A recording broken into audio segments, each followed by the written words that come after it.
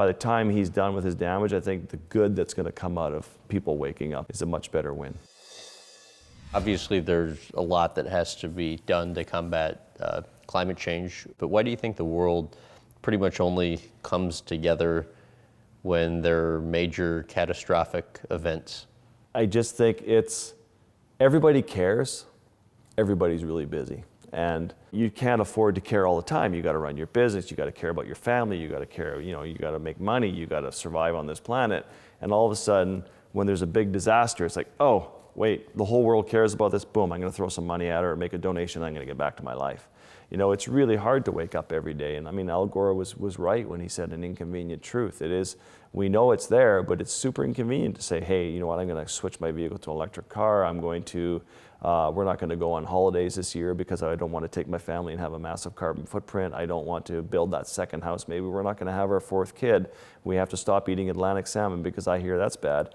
I really warn people that caring is difficult, but once you start down the path of opening yourself up to factoring our planet in your day-to-day decisions, it's incredibly rewarding, but it's not easy. How do you view politicians that are climate change deniers?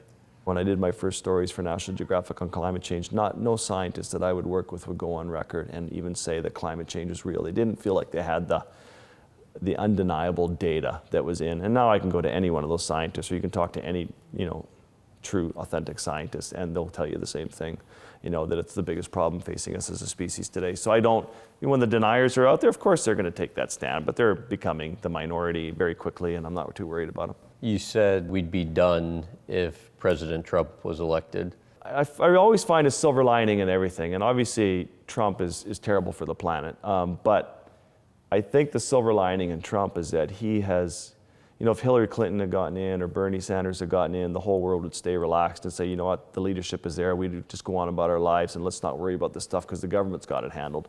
At some point, the world had to wake up and take the day-to-day decisions and hold themselves accountable in the lives that we're leading on this earth and the impact we're having on this planet. And I think Trump has done that. He has woken up the planet.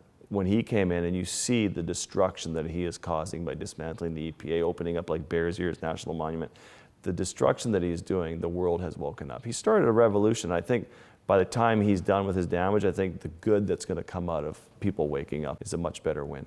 What are your thoughts on President Trump's environmental policies? It's obviously a disaster. I mean, he's blowing up everything that he can. I mean, where do you want to begin? From the disregard of First Nations and, Standing Rock and pushing pipelines through First Nations land to, just the Arctic National Wildlife Refuge to climate change to drilling in the Arctic to, I think one of the bigger ones for me is drilling in the Arctic. When Obama actually, the White House Oval Office called me one morning and said, hey, Obama wants to make an announcement to the world about protecting the North Slope and the Beaufort Sea and banning drilling in the Arctic, and he wants you to release the announcement with him. I almost cried. It was such a compliment from him to even reach out.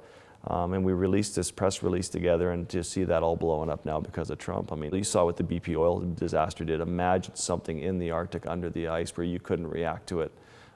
Even as efficiently as you did with BP, which was a complete disaster.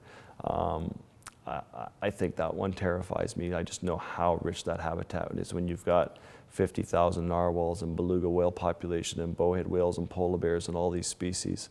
And you talk about people not meeting their Paris Agreement, hitting their climate change targets, their emission targets. It's just, it's terrifying. The crazy thing for me is that we're just another species on this planet. If all this is crumbling around us, ultimately we will crumble too. And the fact that we can't wake up to that is just mind-boggling to me.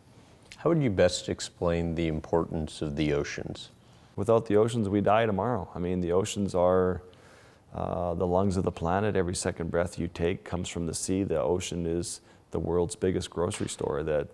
Which is just, it's amazing how the ocean, when you get out of its way, how quickly it recovers. It is this over 4 billion years of evolution to arrive at this perfect ecosystem of growing life. But the amount of pressure that we have put on the oceans in the last 200-300 years is just the fact that it's even existing. I mean, Christina, my partner, was just in Ghana here last week filming for Sea Legacy, and they're pulling more plastic out of the ocean in their nets than they are fish. I mean, we've pushed the ocean beyond its breaking point in most places, and we will see the ocean collapse. We are already seeing the ocean show signs of collapsing. When I did the story for National Geographic, in this area on the blob, it's where the water has warmed over 6 degrees over a 2-year period. Well, I photographed 80 sea otters breathing their last breath that are dying from paralytic shellfish poisoning on the coast of Alaska.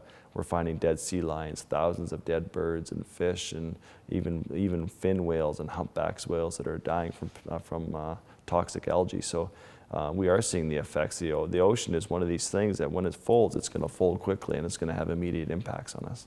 And explain the pressure we're putting on the ocean currently. We are, when you think that almost all the big fish have been removed from the ocean. You know, when you have wiped out tuna populations and this food that we've lived off of, but now there's so many people demanding food from the oceans. When you look at this coast right here where we're taking Atlantic salmon fish farms, again authorized by Fisheries and Oceans Canada, and we're putting them on this coastline, a fish that should not be in these waters. And you get Piscine reovirus, which is a blood virus, which is killing the wild salmon. And as you saw yesterday, standing on the shores of these rivers, the salmon are gone. So you think of when the salmon have collapsed, the herring have collapsed, the water temperatures are warming, and seaweed populations are collapsing. Seaweed, the big kelp forests, are underwater rainforests that are the safety and the sanctuary for all these small fish that are part of this ecosystem. They've all disappeared.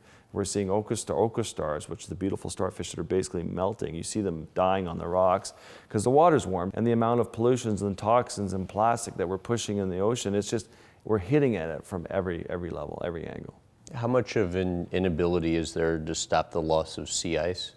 We're going to lose a lot more sea ice before we ever say it. The only way we can save sea ice is to reduce carbon emissions. That's it. Whether it's through the cattle industry, it's through fossil fuels, that's where we have to address it. There's not going to be any magic cure. People talk about putting a garden hose in the sky and creating a vapor barrier, a water, a cloud barrier between the sun and Earth. I mean, that's an asinine solution. We're talking about moving to Mars. Let's reduce our carbon footprint on this planet, and let's save ice and save these ecosystems and ultimately save ourselves. It's pretty simple math. Early 2000s, you go through the Northwest Passage on an icebreaker. How much different is it today versus then? When I went through, we were smashing ice all the time. We had Canada's largest icebreaker that was smashing ice just to get through it. I could hardly sleep. You're at the water level. It sounds like someone's beating on your room with a sledgehammer. And this is ice that lives for many years, ice that's up to 10 feet thick. Well, that ice is all but gone. My friend who I'm working with here, Scott Barnes, he took a little rubber boat through the Northwest Passage. And I said, did you hit any ice? Oh, no, we never saw ice. So little sailboats are going through. This year they brought a cruise ship through the Northwest Passage with 2,000 guests on it, on a ship that can't touch ice or go near ice. It's that open now. And all of a sudden, rather than major alarm bells going off, countries are all talking about the possibilities for industry, for ship traffic, for, how do we take this to our advantage? What can we drill? Where can we drill for oil in this new open frontier? And we have the very much the wrong reaction to the current state of ice in the Arctic. Explain what happens as we continue to lose sea ice. As we lose ice, you're losing the foundation of an ecosystem. It's very much like losing soil in the garden. Like you think without soil, a garden can't grow, but as you lose ice, you're losing the foundation of that ecosystem.